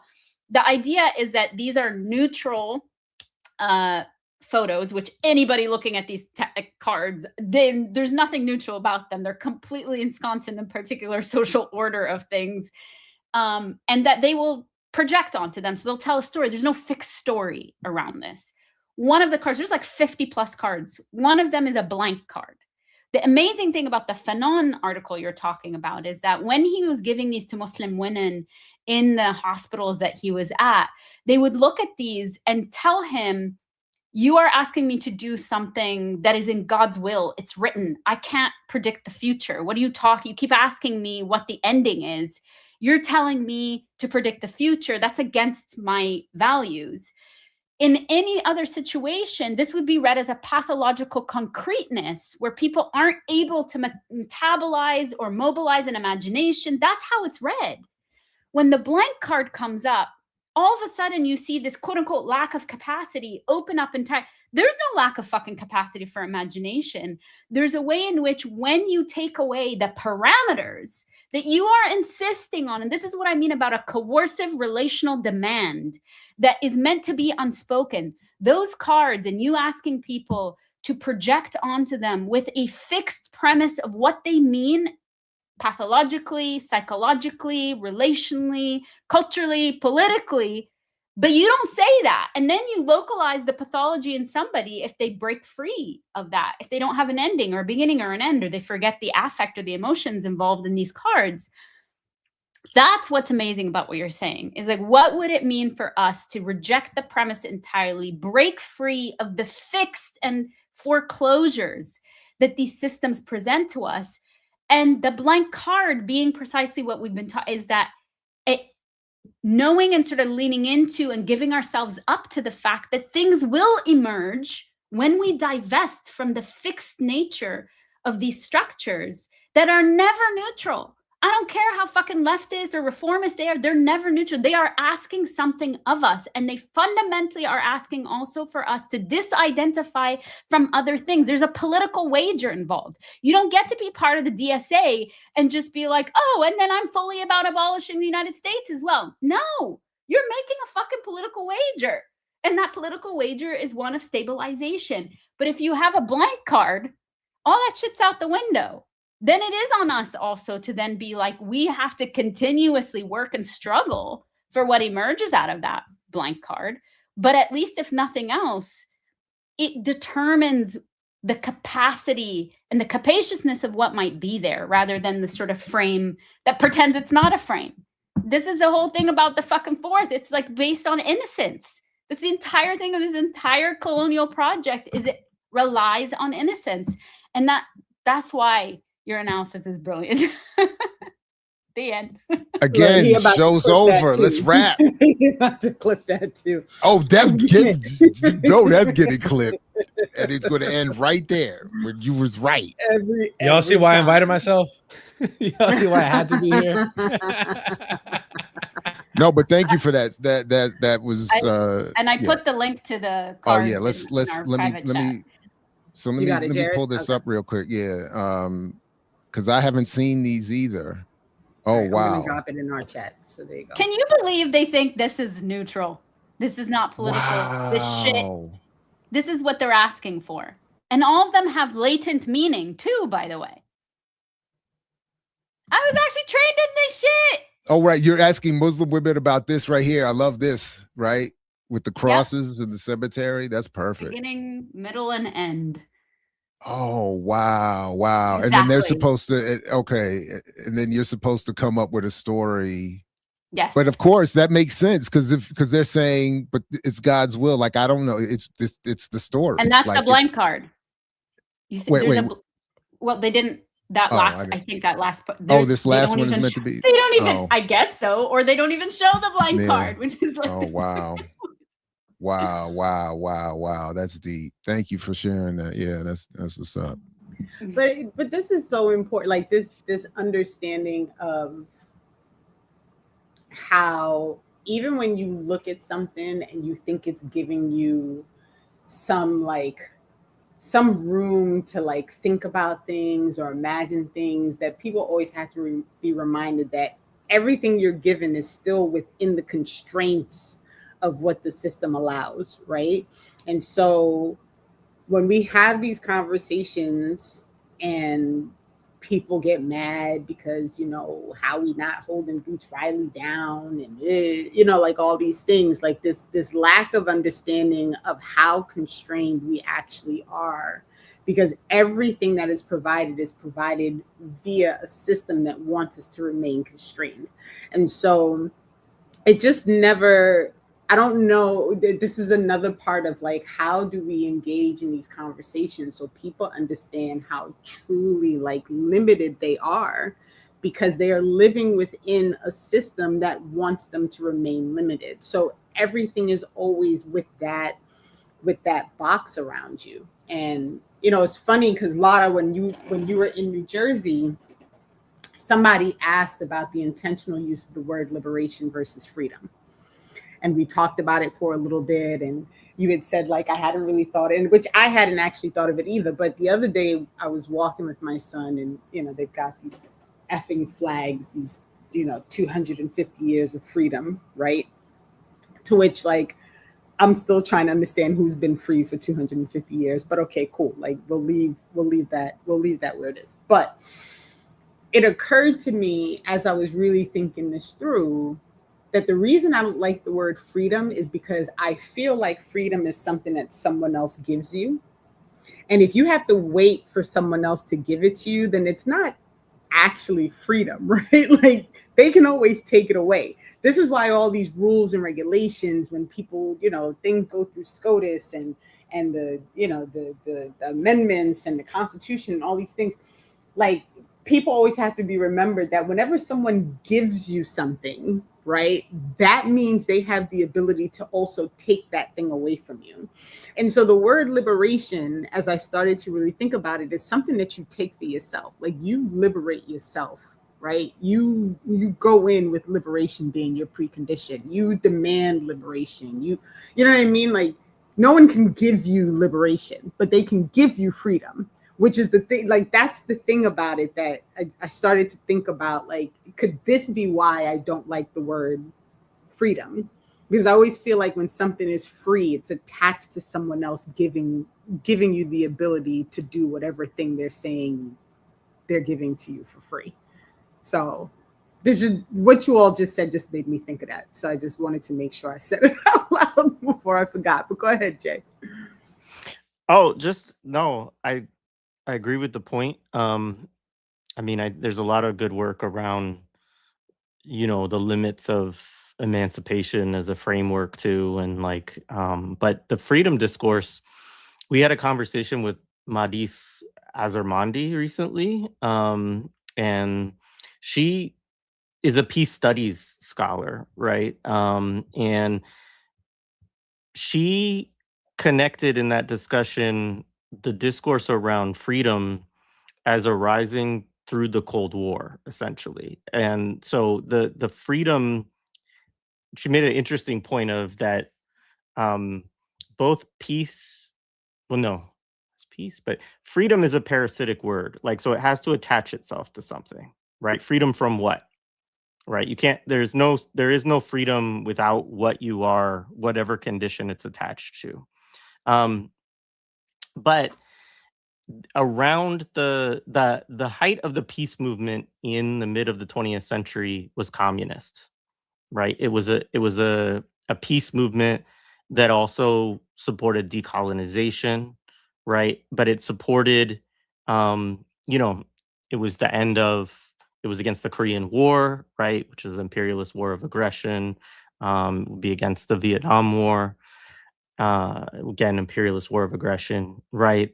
And so it comes out of a decolonial or an anti-colonial kind of movement, the peace, anti-colonial and communist, of allowing countries to operate in opposition to U.S. imperialism and to have the peace, right, to not be under war as a result of trying to take their own developmental path, right, or societal path.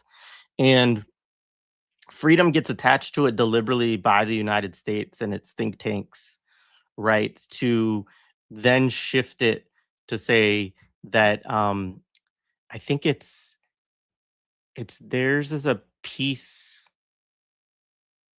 I can't remember, but basically the point is to be free from authoritarianism, right? Like it becomes this discussion of freedom from, um, there's a whole discussion around peace and security, and then peace and freedom, essentially. And I have the clip. I can send it to folks from when she breaks this down, because she's doing it much better than I am right now. But the point being that, that discourse around freedom largely gets really revamped up in the 20th century, in opposition to, communism and anti-colonial movements. And it is so, in some ways, right, freedom is in contrast with liberation, right? Because they're actually looking at liberation as a framework for, coming out of Bandung and so on and so forth. So, yeah. One of the things I had said about that for me is that it wasn't even a thought for me to use freedom liberation. So when I think it was Leah who asked it, I had to reflect like, oh, what's the sort of, why did I just like not even think about that? But I think it's an allergic reaction to freedom for that reason. Particularly, I mean, given what we're talking about today, the way it's been shoved down our throats in terms of what it actually, is how it's weaponized and mobilized in the world. Post 9/11, of course, has a whole different discourse on this, kind of like what you're saying, Jay. And I just can't, I just can't see that word without thinking about all the ways that empire uses it and has instead, destroyed the entire earth in that for that reason. The other thing for me, I think one of the things that I said that feels important here, particularly to Jared's point of getting like a leftist sort of movement going, is that I'm concerned psychically, and our dear friend Dylan's book is out on pre-order right now. It's Counterinsurgency Machine, and he talks about lexical warfare, that if we're not precise about language, there are ways that there's entire theater of warfare that is played out through language.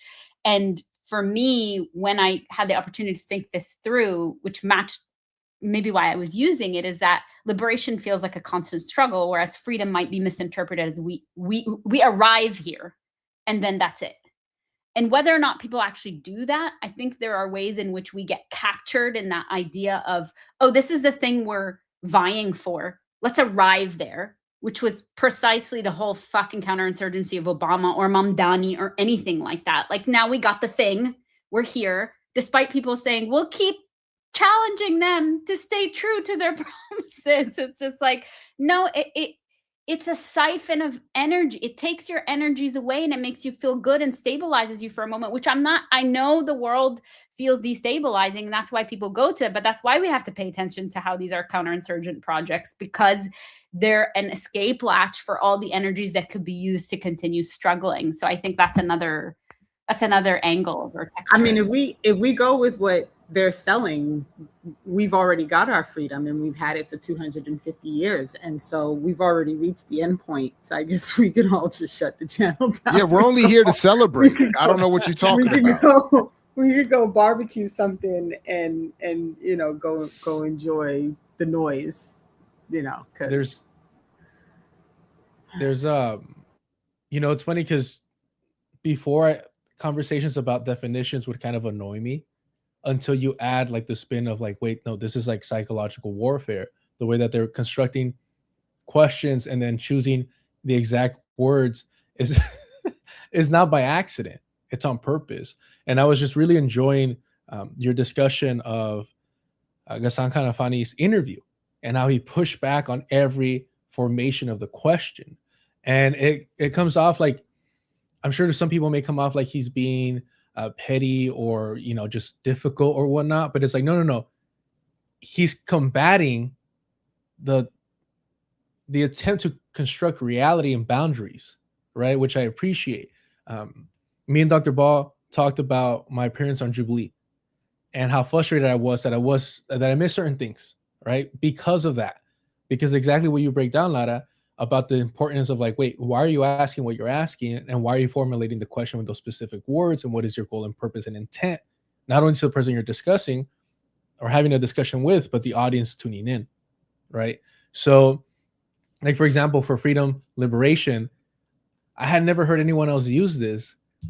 But again, who I think is a legitimate counterinsurgent propagandist in Hassan Piker, the largest political commentator online, kept using the phrase Palestinian emancipation.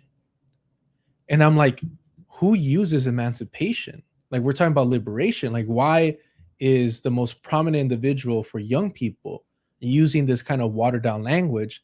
But it tracks with the fact that a lot of these so-called anti-Zionist democratic sheepdogs are solely focused on ending the apartheid, of granting people equal rights within the Palestinian state, because they want to see the trajectory of the Zionist project go the way of South Africa and the United States. And so, you know, choosing that language of freedom, emancipation, trying to water down from the river to the sea, Palestine will be free. Norm Finkelstein was crying about Palestinians will be free, not the land, but the Palestinians will be free to vote and have equal rights within the Zionist project and things like that.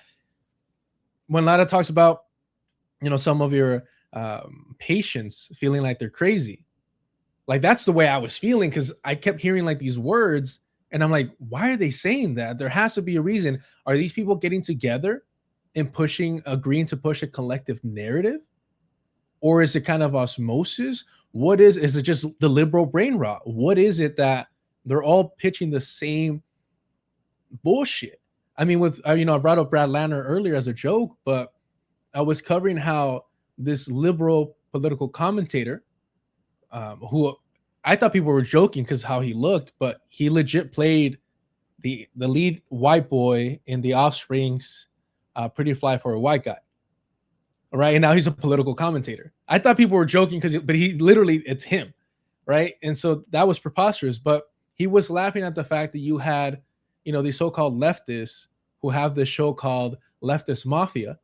So, you know, watch out, be careful, who were excusing why Brad Lanner, despite being a self-described liberal Zionist, is a victory for the Palestinian movement because he's better than Dan Goldman. Yes, this guy. Literally, that he is a political commentator now. No joke. Wow. This is where we are. Yeah. No, but this is fair because they're usually it's reserved for Black people who are supposed to have all of our political spokespeople be celebrities and comedians. So this is fair play. It's great to see white folks doing it fine with Hegseth and right. you know, it feels like fair play. Finally, that feels parity. Hey, listen, that feels like representation to me. So I'm not. I'm not.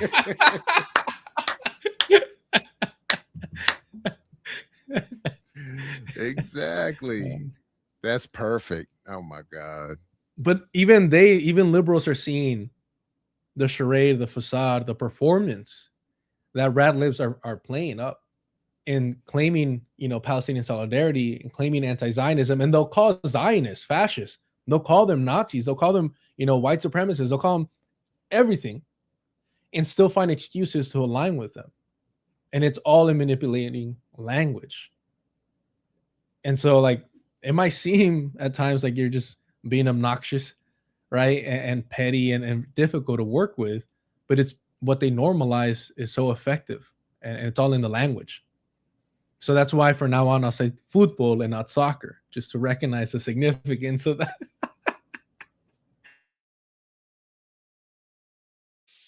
Wow. It's important. It's important. I know we're headed towards a wrap in a few minutes, so I'll just encourage everybody who's watching, nice sizable audience, if you just make sure that you support all the platforms represented here, however you see fit, and encourage people to tap in on these conversations, the analyses and the work produced by those on the screen here and beyond. Yeah.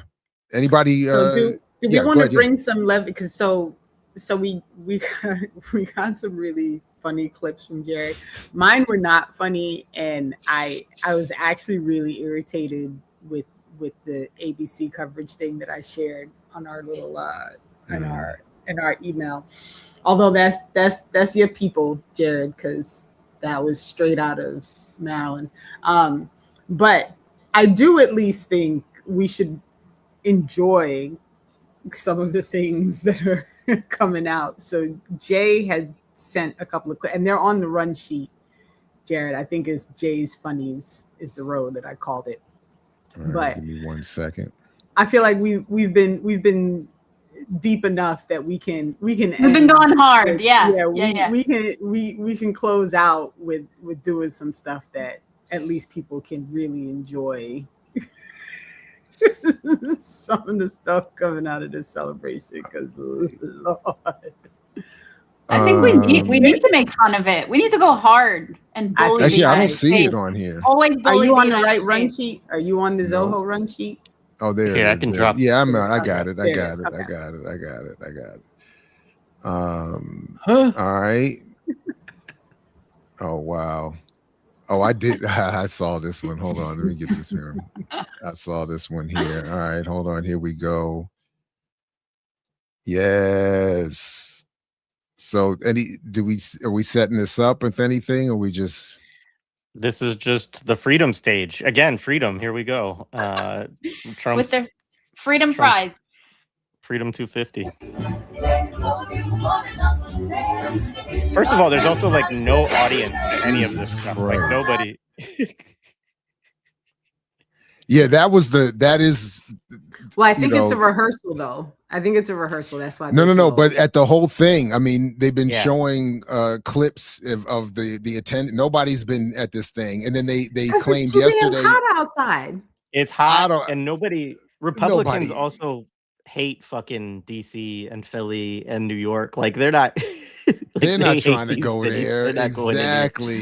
Exactly. I thought exactly the same thing. They're not trying to hang out down there. That's where all the communists go for their rallies. But yeah, it is like 120 degrees or whatever in the heat index or whatever. So this one doesn't have any it doesn't have any audio, but it's just we don't need it. Skydiver carrying American flag crashes the tent in Folsom rodeo. Wow.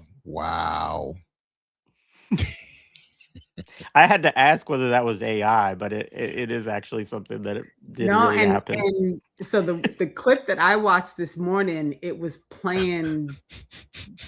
I think the "Proud to Be an American" song was the song that was playing in the background. That That's I guess it was perfect. like, you can't even make this stuff. I could do it a up. cappella if y'all want. I've been practicing. Go for it, man. Carlos, we're gonna have to have you on to Tanky Karaoke then. Yeah, you I gotta am go on down for Laura's, that. Yeah. Thank you, karaoke. Oh man, no, yeah. I did. They claimed yesterday that they shut it down early because of the heat, and they only had to tell like 5 people to go inside. I mean, there was nobody down there. I almost wanted to go down there just to see for myself how empty it was, but I, again, I don't, But then you'd have to go outside. The house. Yeah, It's too hot. Like, no, he came out already once this past week for me, which thank you. Past my bedtime and everything. So I won the jackpot. I won the jackpot. That's it. What more can be asked of me? So, but it's good. Let's revel in the failings of empire. It's good to laugh at this shit. It's good to see that they're a clown car. It's good to see that this shit isn't even working on their most diehard jingoists.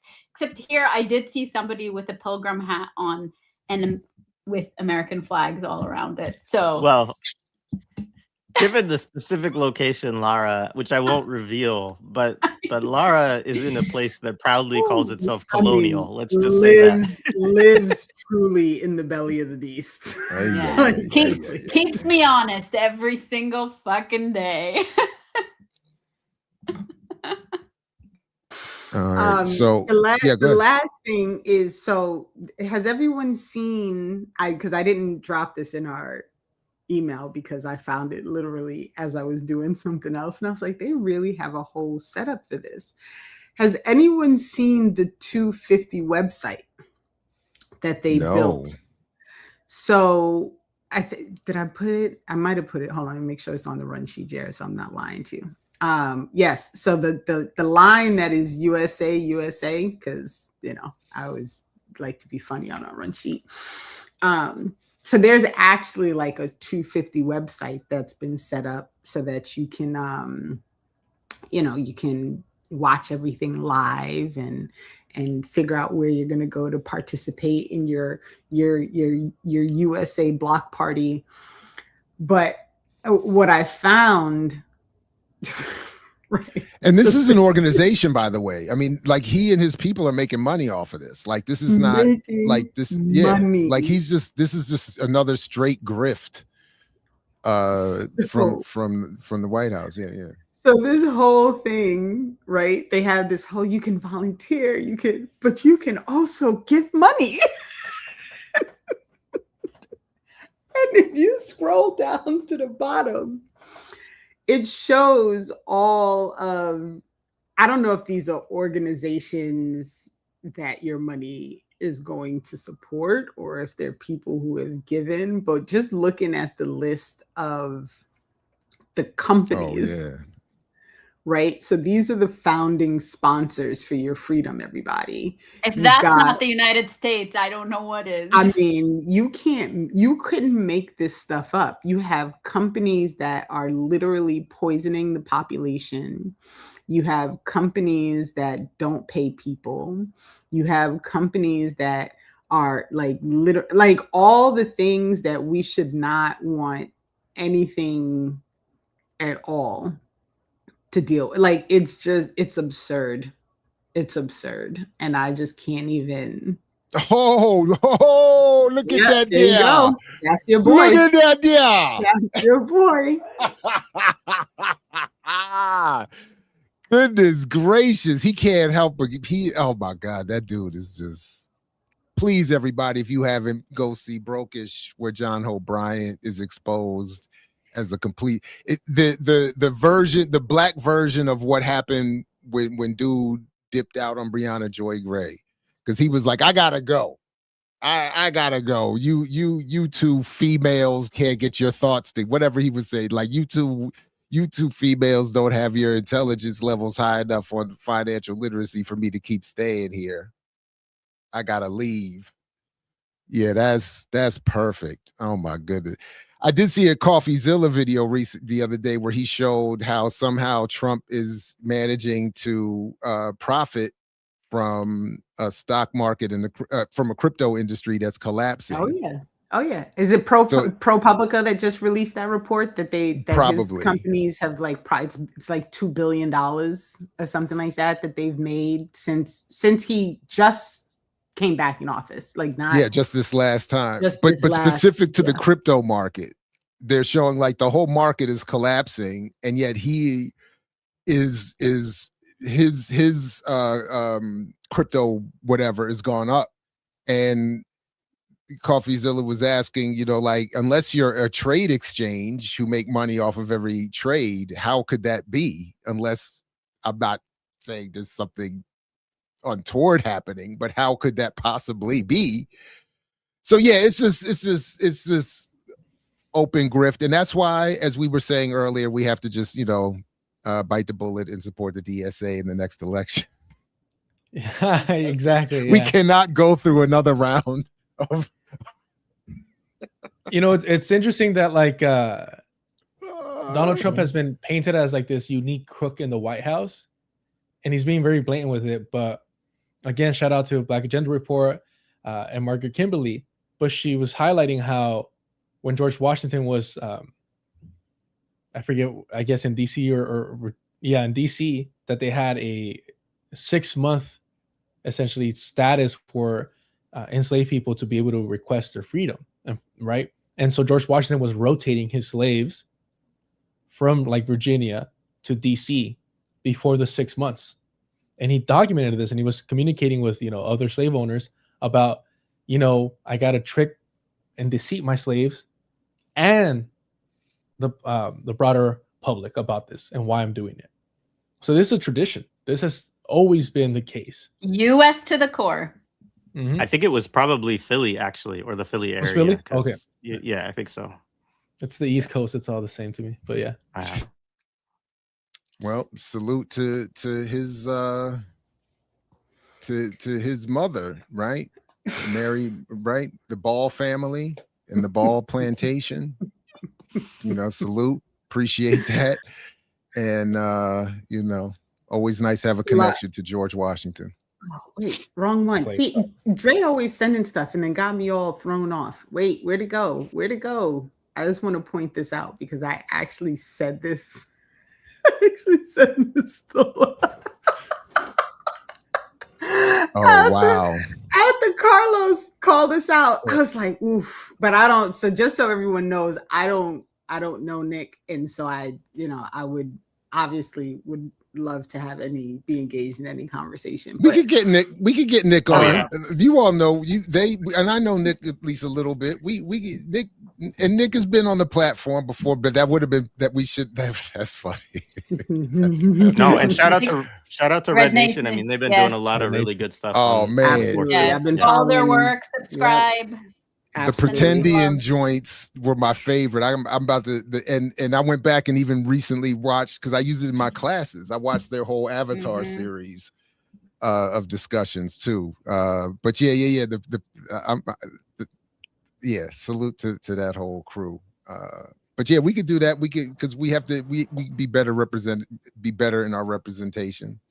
Hey, listen, as a Chicano nationalist that believes in Aslan and bringing back the ancestral homeland, I'm insulted that my indigeneity is being. No, I'm just kidding. I oppose all that shit, to be very clear. I oppose all that nonsense. Yeah, Carlos got me, man. Yeah. This political. I know this is an inappropriate joke, but this political what are they? Not STDs anymore. What do they call them now? They're not STDs anymore. But this STIs. Sort of political STIs, isn't it? STIs, yeah, right? Well, it's like this political infection. Like you show up in an interview with somebody, and all of a sudden you are bound by all of their other associations. So I keep getting these emails, and I've caused a few and others, but I get these emails, and Carlos is one of the complaints has been this stance of yours, this Chicano nationalism, and equating it to Zionism. Man, they're like, man, you got to stop messing. And as soon as I get an email saying stop messing with somebody, I pop up on a live with them. That's how I respond to it. Like, don't try to police me, God damn it. If I'll be brief. Yeah, I'll be brief. This is not an easy position to take in the LA area, Southern California. It's not an easy one. But you know what Lada was talking about earlier about kind of this American identity. Like, I'm first generation. I had to shave that thing off.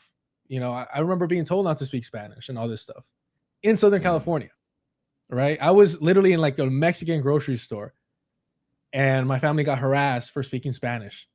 Like, it makes no sense, even in Southern California, right?